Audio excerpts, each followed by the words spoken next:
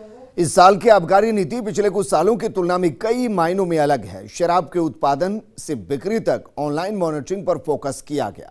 खरीदने वालों और शराब विक्रेताओं दोनों को ही आर्थिक रूप से राहत देने के प्रयास किए गए। आबकारी विभाग संभालने वाले आईएएस डॉक्टर जोगाराम ने मुख्यमंत्री गहलोत की मंशा के अनुरूप काम किया है। ये रिपोर्ट देखिए। नई आबकारी नीति में ईज ऑफ डूइंग बिजनेस को ध्यान में रखते हुए मुख्यमंत्री गहलोत के विजन पर मुख्य सचिव निरंजन आर्य, अखिल अरोड़ा, टी रविकांत और डॉक्टर जोगाराम ने कई प्रयास किए। इनमें इस बात पर फोकस किया गया कि शराब के सेवन को हतोत्साहित किया जाए।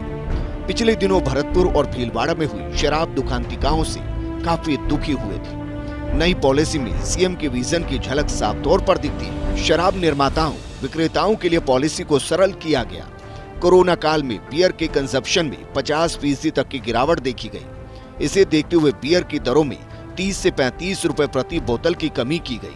आबकारी विभाग को उम्मीद है कि इससे स्वास्थ्य के लिए कम नुकसानदायक बियर को लोग प्रीफर करेंगे और राज्य सरकार को भी रेवेन्यू में बढ़ोतरी होगी। कोरोना काल के दौरान सभी तरह की शराब पर लगाए गए कोविड-19 सेस में भी बदलाव किए गए। बियर और देसी मदिरा की बिक्री पर से कोविड-19 सेस को हटाया गया। देशी शराब की बिक्री के दौरान आबकारी विभाग ने ये प्राथमिकता रखी थी कि 60 यूपी वाले मॉडल की ज्यादा बिक्री की जाए। देशी शराब की बिक्री के दौरान आबकारी विभाग ने ये प्राथमिकता रखी है कि 60 यूपी वाले मॉडल की ज्यादा बिक्री की जाए, क्योंकि इसमें अल्कोहल की मात्रा कम होती है और ये स्वास्थ्य के लिए कम नुकसानदायक है। नई नीति में होटल और रेस्टोरेंट संचालकों के लिए भी राहत दी गई। आबकारी आयुक्त डॉक्टर जोगाराम ने बताया कि अभी तक बार के लाइसेंस के लिए पूरी फीस एक साथ देनी होती थी, लेकिन अब बार के लिए महज 10% अग्रिम लाइसेंस फीस चुकाकर भी लाइसेंस ले सकेंगे। पूर्व में यदि नियम शर्तें पूरी नहीं करने की किसी वजह से लाइसेंस नहीं मिल पाता था तो आवेदक की पूरी जमा राशि जब्त कर ली जाती थी,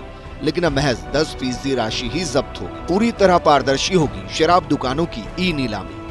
आबकारी विभाग ने इसके लिए केंद्र सरकार के उपक्रम MSTC को चुना। MSTC ही 4G स्पेक्ट्रम की नीलामी, कोयले की नीलामी करती रही। शराब दुकानों के लिए आवेदन की प्रक्रिया 12 फरवरी से शुरू हो जाएगी। शराब दुकानों के लिए बिडिंग की प्रक्रिया 23 से 27 फरवरी तक चलेगी। एक बिडर को ऑनलाइन नीलामी के दौरान दूसरे बिडर का नाम या पता मालूम नहीं हो सकता। हालांकि बिडिंग की राशि एक कोड के जरिए ऑनलाइन प्रदर्शित होती दिखेगी। चूँकि दुकानों की नीलामी ग्रुप में न होकर अलग अलग दुकानों के लिए हो, ऐसे में शराब माफिया की ग्रुपिज्म की संभावना नहीं रहेगी। मुख्य सचिव निरंजन आर्य, अखिल अरोड़ा, टी रविकांत और डॉक्टर जोगाराम ने अवैध शराब के प्रचलन और परिवहन को रोकने के लिए राज्य में निर्मित शराब पर कई तरह के प्रावधान लागू की। इसके तहत शराब के उत्पादन से लेकर परिवहन और बिक्री के दौरान उसकी ऑनलाइन मॉनिटरिंग होगी। आयुक्त डॉक्टर जोगाराम ने बताया कि स्काडा और टेक एंड ट्रेस सॉफ्टवेयर के जरिए डिस्टिलरी से कंपनियों के बॉटलिंग प्लांट और शराब दुकानों के गोदाम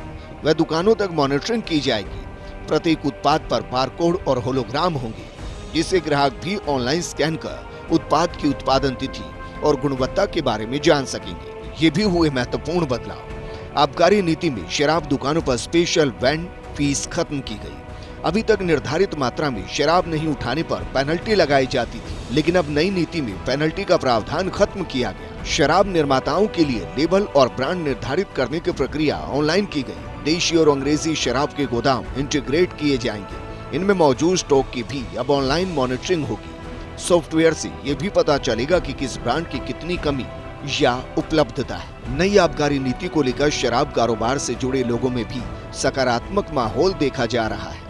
बियर की दरों में कमी किए जाने से पड़ोसी राज्यों से अवैध शराब के परिवहन में भी कमी आने की संभावना रहेगी। अब 12 फरवरी से शराब दुकानों के आवेदन की प्रक्रिया शुरू हो जाएगी और 1 अप्रैल से पहले दुकानों के आवंटन तक की सभी प्रक्रिया पूरी कर ली जाएगी। जयपुर से काशीराम की रिपोर्ट, फर्स्ट इंडिया न्यूज।